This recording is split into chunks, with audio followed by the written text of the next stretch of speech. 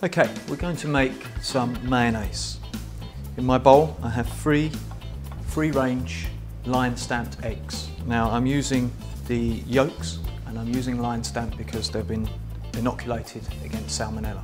However, you could use pasteurised egg yolk, and for every one yolk, so I've got 3 yolks here, you'd use 15 grams of pasteurised egg yolks. That's 45 grams of pasteurised yolk. I'm adding a good pinch of sea salt, half a dessert spoonful of Dijon mustard, and 2 spoonfuls of a good quality white wine vinegar. Give that a really good whisk together. Once that's well mixed and the salt will begin to break down, now we're going to use our oil.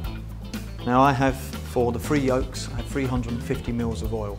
Now you could use pretty much most oils for your mayonnaise.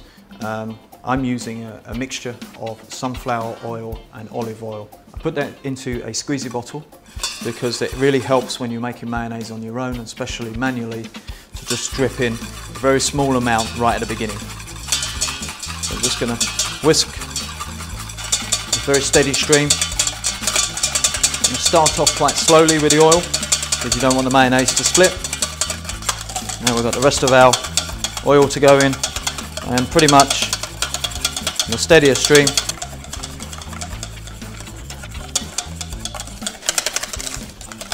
And there we are, our basic mayonnaise.